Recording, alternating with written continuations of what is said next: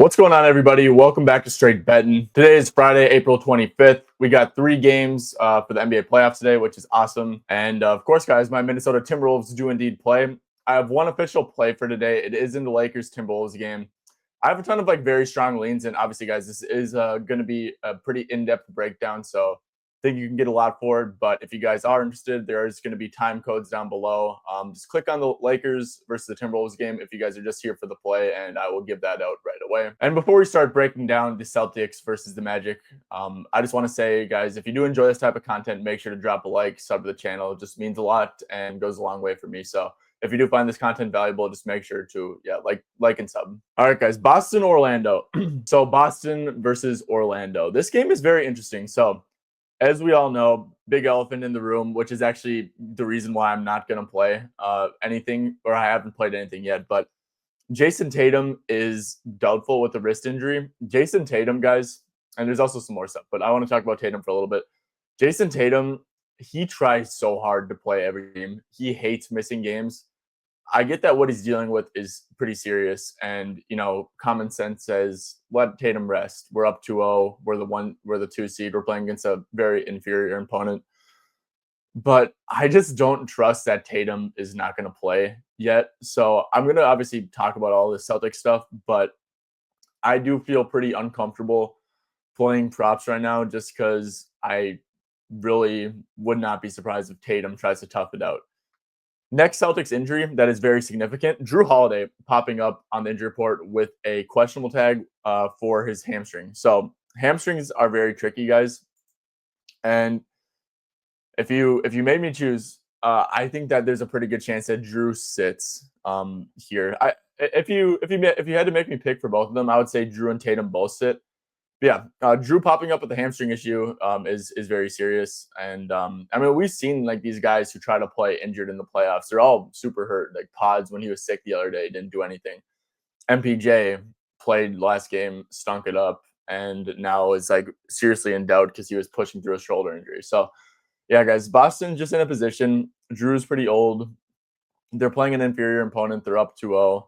This is like a game that makes sense to rest them. So just based off of that, if you guys do want to dabble in some Celtic stuff early, I think that the overs do have value, especially on a Peyton Pritchard, who if Drew and Tatum miss, he's probably going to play massive minutes. So yeah, overall, just lean towards Tatum and Holiday both not playing. I know Tatum's doubtful, Holiday's questionable, but yeah, guys. So if Holiday does indeed miss, these were the rotations. So it was Brown at 42 minutes, White at 38. He was in foul trouble. He missed the last couple minutes. He probably would have been at 40.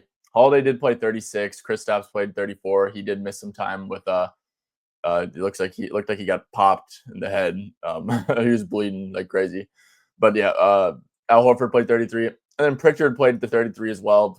Hauser's pretty useless in the series because the Magic just switch everything. They limit spot ups. And Hauser's a bad defender, and if he's not going to be able to contribute with the spot up looks, it's just going to be tough for him to contribute. Luke Cornett, like I said, he's probably going to play a little bit again, but he only played 12 minutes with Tatum missing. They're just going to lean on Kristaps and Al Horford. So I mean, these guys are all going to play pretty massive minutes.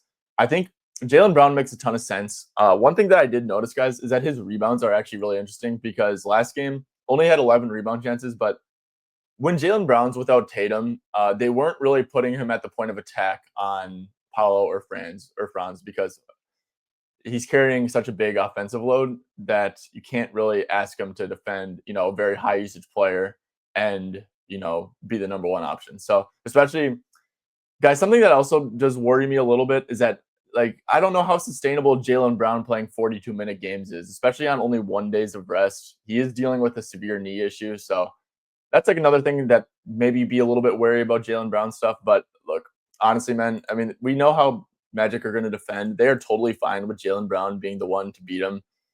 He was very efficient, very, very efficient. Don't expect 5 for 7 from deep, 12 for 19 again.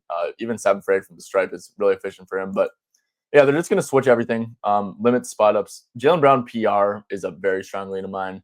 Same with Kristaps. I think he had terrible, terrible shooting variance last game. 10 for 14 from the stripe, which is not good. 0 for 5 from deep, 5 for 14 from the floor. Shot the ball very, very poorly. Still had 20 points. Like I said, he was in the locker room for a little bit too, which didn't help with his overall minutes. So Wouldn't hate going back to some Kristaps stuff either. But yeah, guys, I mean, even if Drew's out, it's like Derek White, like he's someone you can play huge minutes. You can maybe even like sell yourself on some Derek White stuff because he will get some usage too. The only person who like really won't get usage is Al Horford. But yeah, guys, I mean, Boston really might shorten their rotation a ton, and like market just might be low on all these starters to an extent. That's kind of how I'm feeling. So I don't hate the look of I kind of like everyone's overs besides Al Horford, to be honest with you. Because Al Horford, his role is just going to be the same, basically. Just going to be spotting up. It's not a good matchup for him to do that against the Magic. So, yeah. And their final prop for the Celtics is Peyton Pritchard rebounds. Look, man, I mean, he did play 33 minutes in that game without Tatum and Holiday, like I said, or without Tatum, but with Holiday. And like I said, I really do think that there's a great chance that Drew Holiday misses here, and same with Tatum. If that's the case, we probably see like huge Pritchard minutes, and there's matchups for him. Like he's not a liability against this Magic team because they're such a bad offense. So yeah, Peyton Pritchard like 3.5 rebounds. I know this is kind of weird, but like 30 plus minutes. He is averaging 4.9 rebounds in these games, over in like 76.3% of games. So yeah, I mean, you could sell yourself on a lot of Pritchard stuff, but I do think that Pritchard's minutes are going to be really big here. And even if Drew plays, it's like maybe like Drew unders. I actually, for sure, if Drew plays, then his unders are very, very enticing to me because he's going to continue to be pretty low usage. Hamstrings are no joke, guys. There's just a lot of outs for like 4 minutes if Drew Holiday does try to battle through it, or maybe even he's not effective. He doesn't have any usage on offense practically because of his hamstring issue. So yeah, Drew unders make sense if he does indeed try to push through it. But yeah, guys, overall thoughts on Celtic stuff is that if Tatum misses, Jaylen Brown PR, Kristaps PR makes a ton of sense. If Holiday misses alongside Tatum too, Peyton Pritchard, I think he's going to be around 38 minutes or so. Like I said, he's not a liability on defense in this matchup because of how bad Orlando's offense is. So yeah, and then there's Derek White here, who per usual will probably be around like 40 minutes, 42 minutes. I could see for sure because this game should be super competitive too because it's in Orlando, down 0-2. Yeah, I mean, this game should be super competitive. This Celtics team, especially if Drew misses, even if just Tatum misses, I expect it to be competitive. But if Tatum and Drew misses, I wouldn't even like hate a stab on the Magic to win the game outright because, I mean, this Celtics team is just missing a lot with those two guys, and the depth has really not been good. It's a terrible matchup for the backups, especially like the Hauser types. So yeah, a lot of stuff to like from the Celtics side of things. But overall, guys, I probably would just wait until Tatum is officially ruled out, Drew is officially ruled out or ruled in. Because yeah, like I said, man, if Tatum is just known to, try hard through stuff. I remember when he sprained the hell out of his ankle in the regular season and was super close to not even missing the next game, which was like a meaningless game because the seeding was already decided. So yeah, don't rule out Tatum playing, but yeah, those are my thoughts if those two do indeed miss. On the Magic side of things, I think it's going to continue, or I'm very confident that it's going to continue the way Boston is defending, switching basically everything. Yeah, and it's led to massive volume games for Paulo. Obviously, Paulo's had 36 points, 32 points, 25 field goals, 27 field goals. Same with Franz. If you look over here, 10 for 24, 1 for 6 from deep. I will say, guys, Franz's jumper just looks absolutely awful. So I don't know how to feel about that. But yeah, another really good game. Volume wise, 10 for 20, 1 for 7 from deep, 25 points.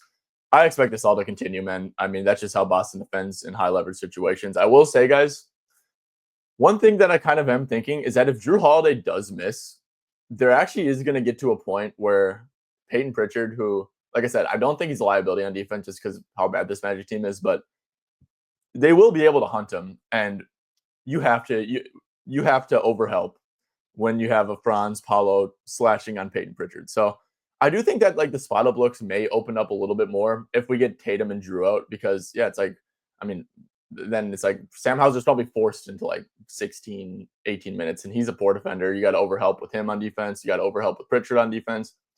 Might even be times where like Luke Cornett gets switched on to people. You got to overhelp a little bit when he's, driving against like the Franz and Paulo slashes or drives. So yeah, I do think there might be a little bit of more overhelping given you just got to wait and see with the Tatum and Holiday news. But if Tatum and Holiday do miss, that might open things up a little bit more for the role guys. And it's always like a thing, right? We saw it with the Clippers last night. We see it over and over again in the playoffs. Role players returning home do tend to play a little bit better. Obviously, it's like been strictly the Franz and Paulo show.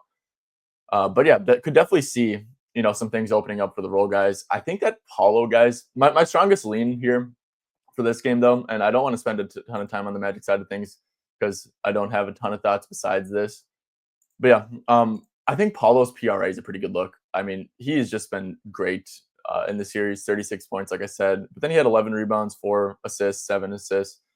He had 15 potential assists last game, which is a really high number against a Boston team that switches everything and hates to double and loves to just like force these guys into shooting volume. But yeah, so Paulo PRA, because like I said, man, this Boston defense is just going to take a huge hit if Drew and Tatum are out. And this is just like an absolute must-win spot. We saw 43 and 42 minutes so far for Paulo. He's back home. Like I said, I could see a good RA game. Maybe the offense struggles a little bit for Boston, especially if Tatum misses. But yeah, I'm a big fan of Paulo PRA here. 4.5 assists is going to be super, super interesting if we do get no Drew. Just given 15 potential assists, man. Like, that's pretty crazy. And he's just playing so many minutes, but I do like the matchup for him to score too. And I think like at the principal, right, it's going to be mostly Paulo being able to score. So Paulo at 41.5 PRA does feel pretty low. Like I said, must-win game at home. In my mind, there's a 0% chance that this Celtics team just steamrolls them. Don't see that at all, especially without Tatum and potentially Drew. So yeah, Paulo PRA is my strongest lean over 41.5 for the Magic. And like I said, do think that role players can be a little bit interesting if indeed Drew Holiday and Tatum get ruled out, but you got to wait for that. Maybe even like a KCP at 6.5 points, you could tuck yourself into. Did shoot 9 shots and 2 free throws last game and only had 3 points to show for it. But that is pretty good volume. So yeah, it looks like Paulo, has just been a force and has opened things up a tad bit. I know Wendell Carter had a pretty good game. Obviously shot 3 for 3 from deep. That's a big outlier for Wendell. So don't expect that to happen again. But yeah, Magic thing. Another thing, guys, is that, I know people have been trying to, play Corey Joseph stuff, Cole Anthony stuff, Anthony Black, trying to figure that out. And myself included, I did play a Corey Joseph under in game 1. If Peyton Pritchard and this is another thing related to Drew and Tatum. Corey Joseph can match up with Peyton Pritchard, obviously, like, right. So he can. It makes him more playable without Drew and without Tatum. So just wanted to mention that. But if Tatum and Drew do come back, this could be someone I would be willing to take an under on PRA for Corey Joseph at 8.5. Played good last game, but just overall don't think it's a good matchup for him. All right, guys, moving on to game number 2 of the day. We're going to Pacers at Bucks. And I'm just going to talk about some stuff from a game theory perspective. This isn't really big schemes, X and O stuff, but Milwaukee is down 0-2. This is supposed to be a competitive series between two good teams. You got superstar power with Milwaukee with Damian Lillard and Giannis Antetokounmpo. So, guys, typically, guys, these are really bad spots for like the away team, right? They're down 0-2 against a team that has respect. I wouldn't be shocked to see the Bucks get a fairly generous whistle here. It's just how it is, man. It's human nature for these refs and stuff, especially with a guy like Giannis who drives so much.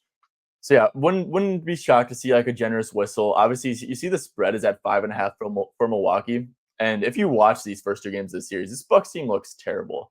So, but like the spreads are very accurate, right? For the most part, the spreads are very accurate. So the books know what's up. The books know that the Bucks are going to compete here, and I tend to agree. I think that like fading some Pacers stuff could be interesting. The Pacers have also had very good 3-point variance. They're generating very good looks, but have definitely had very good 3-point variance. So yeah, talking into some of the Bucks stuff.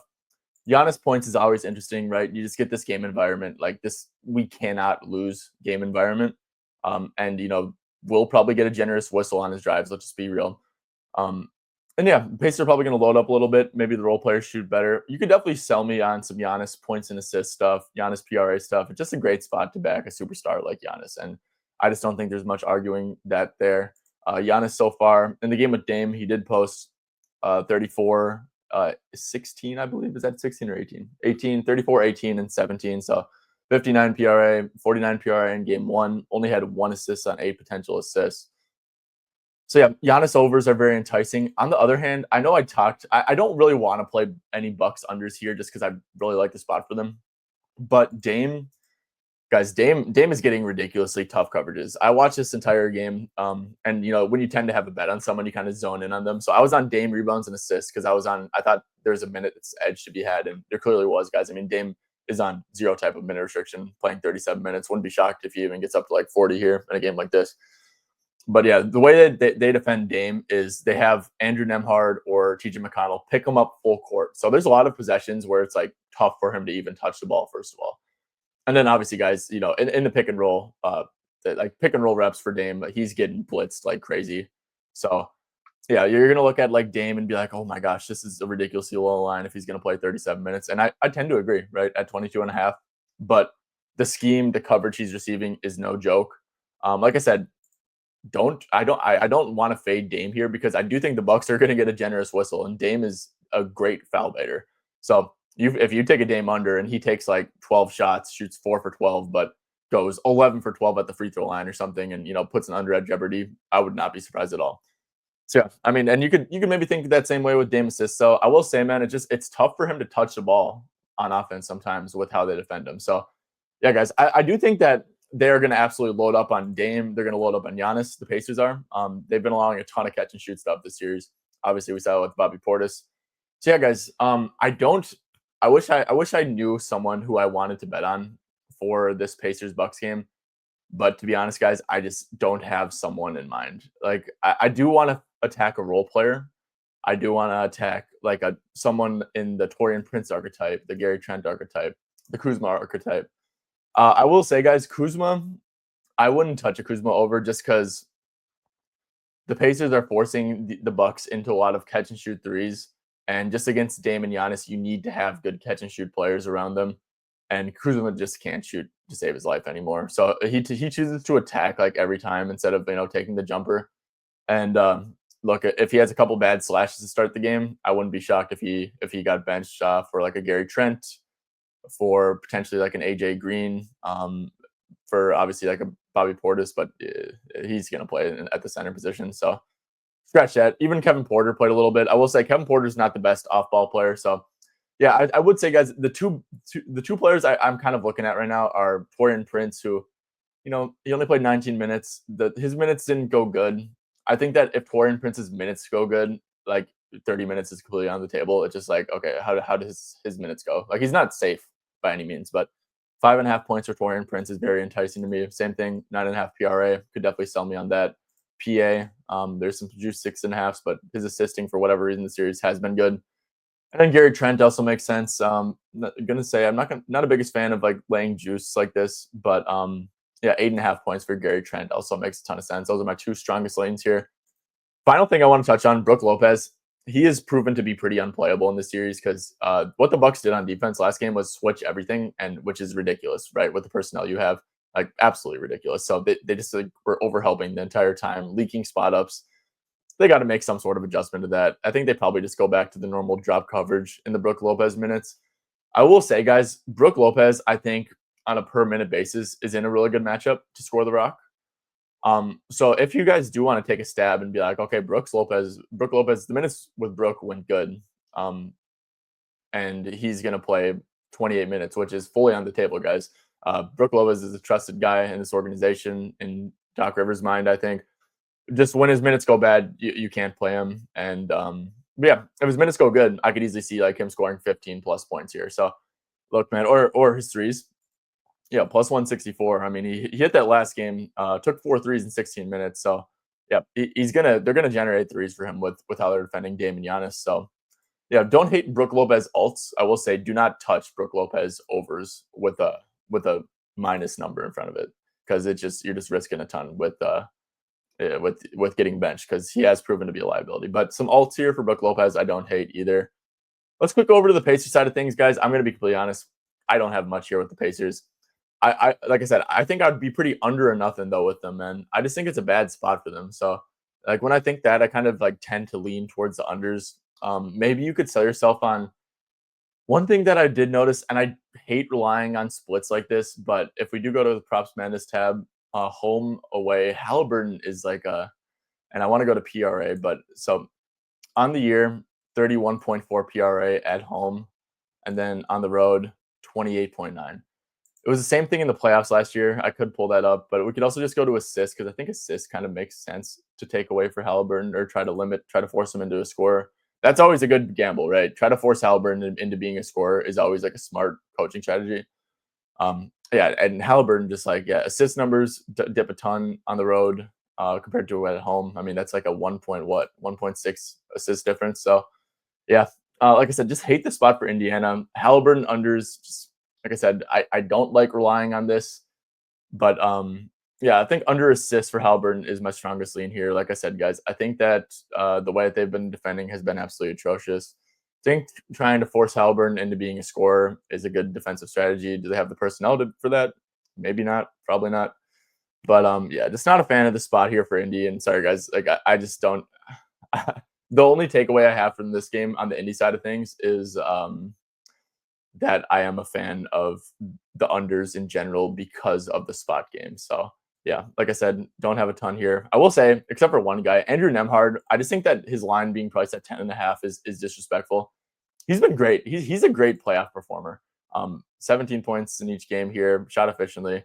Go back to last year, and obviously these last two games were without Halliburton, but I mean he was consistently cruising over this number. So I think that the books just continue to be a little bit too low on Andrew Nemhard. So yeah, he should be getting pretty deep drop coverage as well because he's someone that you got to live with shooting the ball as someone who's not a great shooter. So yeah, Andrew Nemhard over 10.5 points is actually I retract my statement of not having any leans over. I do have a pretty strong lean on Nemhard over 10.5 points. Absolutely needed as well here, guys, to defend Damian Lillard. So, I mean, I wonder what his minutes were at last game. 34, up from 29. Obviously, this game was more close, but yeah, I mean, Andrew Nemhard, I think, is getting a little bit disrespected as well. So that's the one person I would lean over on with Indiana. Before we break down this next game, I'm just going to take a quick second to shout out NoVig. NoVig is a peer-to-peer betting platform, which is available in 42 states. I love NoVig because it's a peer-to-peer betting platform, and all you need on the other side is liquidity. And obviously, guys, liquidity comes from other people, placing bets and stuff. So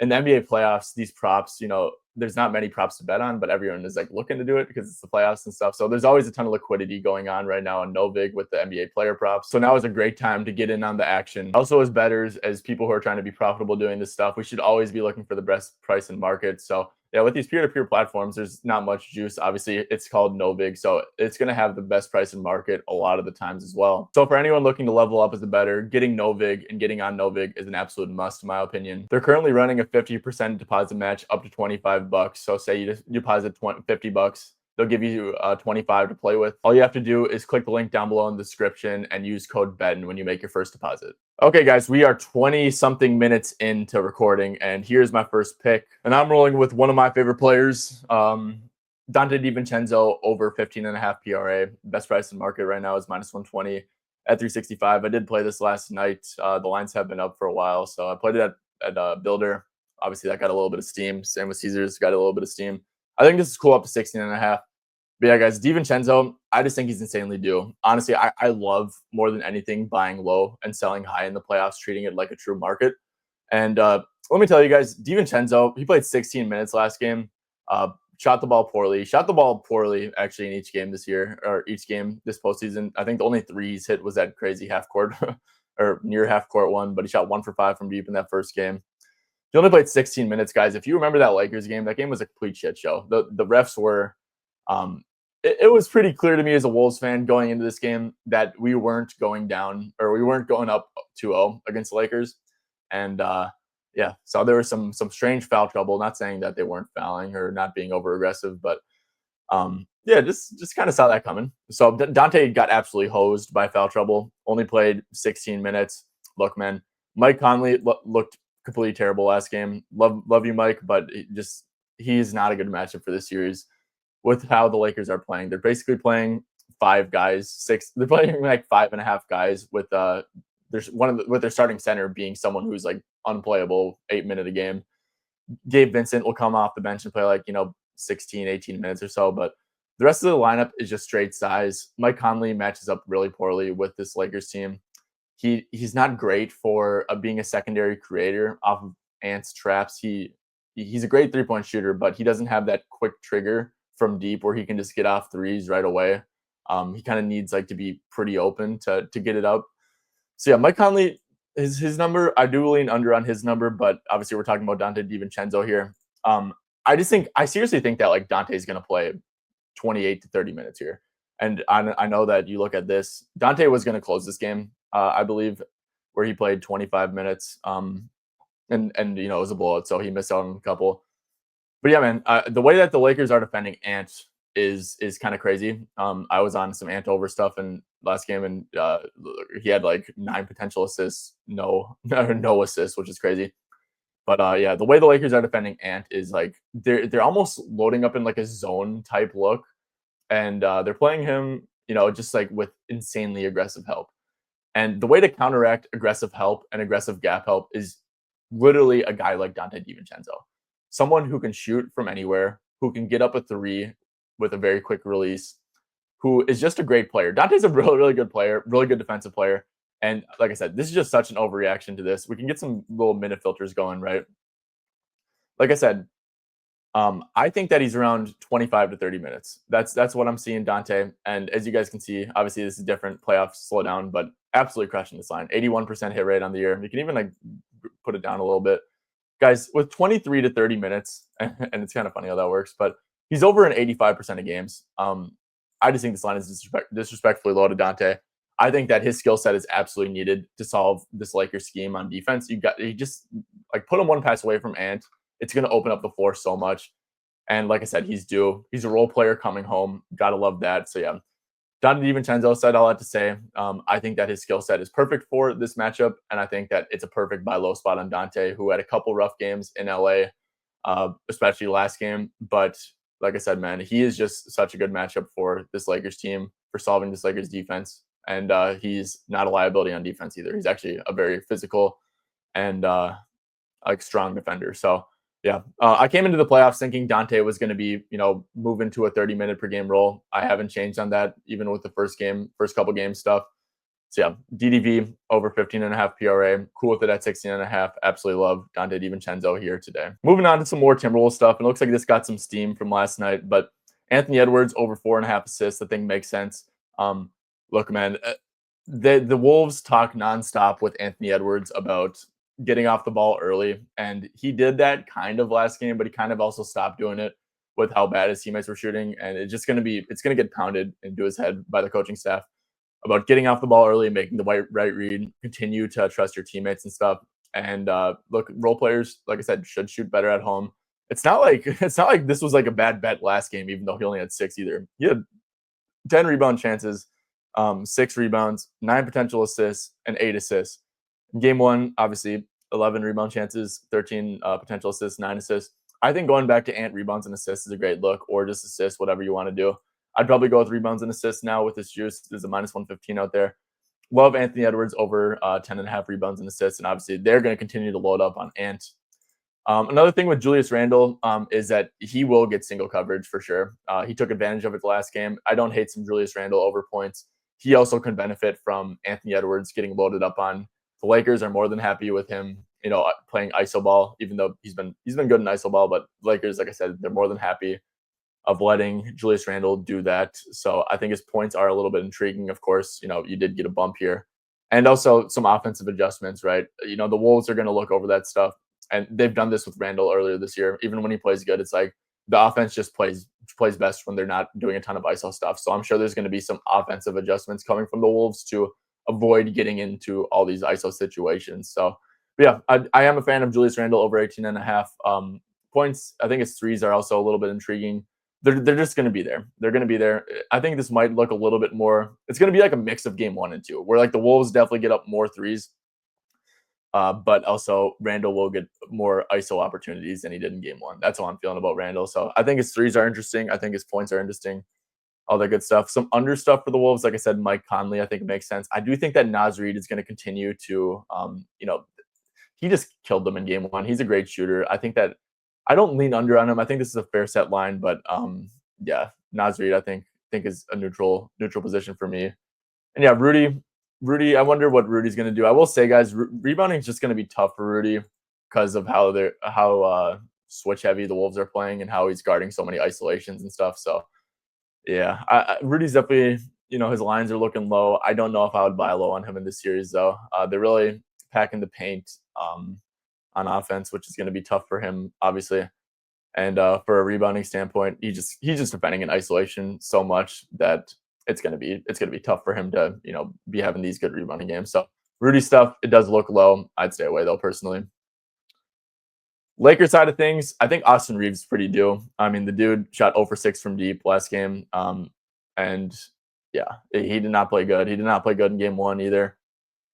Yeah, I think Reeves is pretty due. He's had 16 points in each game. There's some 17 and a halfs out there. He's also playing huge minutes, guys. Like I said, this Lakers team has such a bad bench that it's going to be Reeves like 40 plus minutes every game this series, in my opinion. LeBron's probably going to be around that 40-minute mark every game. Luka's going to be 40 plus. Rui, what was he last game? 34. I mean, I would even expect Rui to be around like 35 most games. Finney Smith's going to play big minutes. And yeah, the rest of you guys just have like big flaws. Like Vando has, a massive flaw defensively where you can just put Rudy on the court when in the Vando minutes and your offense isn't going to do anything. Jackson Hayes, we all saw what happened with him last game. I still wouldn't hate a little Jackson Hayes 5-5 action. I checked it last night. It's up to like plus 1,500 for a starting center next to Luka Doncic to get 5-5. I think that's worth a sprinkle, but the most likely outcome is Jackson Hayes absolutely stinks to bed once again and plays like 8 minutes. So yeah, Reeves stuff is interesting. Like I said, this Lakers rotation is going to be insanely short. LeBron, I just think this is a terrible matchup for LeBron. Julius Randle defends him really well. There's numbers to back this up too. I know that everyone's like, "Oh, Julius Randle, terrible defender," blah blah blah. He defends LeBron really good. It's really tough for LeBron to play bully ball on him, and LeBron really can't beat the Rudy switches either because he just doesn't have that first step to his game anymore. So yeah, LeBron's gonna have to beat the Wolves, I think, from the perimeter. Don't hate 1.5 threes. I think he shot 5 in each game. So yeah, if there's a way to play LeBron over, it's probably this. I think LeBron under points and assists makes sense. He's went under in each game this series, and yeah, just like the assists aren't going to be there because they're totally fine switching every action that LeBron's in. So, and then I also just don't think he can really beat the switches either, like that efficiently. So LeBron under points and assists is actually like a very strong lead of mine. Like I said, he would have to do his damage from beyond the arc, and he definitely can do that. But yeah, LeBron under points and assists makes sense. Luka, wouldn't hate going back to like an under assist. Probably not. Not a big fan of the number, but yeah, same thing with Luka, man. I seriously don't think the Wolves switch much up on defense. Maybe they do go out of their way to avoid Rudy getting switched just so much because, I mean, he's fine in these isolation situations, but it's not maximizing Rudy Gobert as a defender, obviously, if he's guarding in isolation consistently. So yeah, probably still lean over on Luka stuff, right? I mean, it hates me to say it, but we play him we play Luka in very soft soft coverages. So yeah, Luka over points. I mean, wouldn't hate you for that either. So yeah, was there anything else I looked at? I mean, what's like a Rui rebound prop at? Okay, 5.5, 4.5. That could make a little bit of sense. Yeah, like I said, I don't think it's a good matchup for these guys, the Finney Smiths, the Ruiz, offensively to score the rock because of, we're probably going to let Luka shoot a ton, Reeves shoot a ton. LeBron, he'll get his shots up. I don't know how efficient he's going to be, but yeah, that's overall my thoughts on Wolves Lakers. So yeah, like I said, Dante over PRA is the official play. Really, really like Anthony Edwards rebounds and assists. And yeah, Luka Doncic stuff makes sense. I think LeBron under PA makes sense. And yeah. All right, guys, well, that's going to do it. If you enjoy this type of content, make sure to hit the like and sub. If you find it valuable, make sure to like and sub. And yeah, I'll be back again tomorrow. Hopefully, I think maybe with someone on doing this with me. I think that those kind of flow a little bit better when someone's alongside of me. So hopefully that's the case. But yeah, thank you guys for tuning in once again, and I'll catch you guys tomorrow.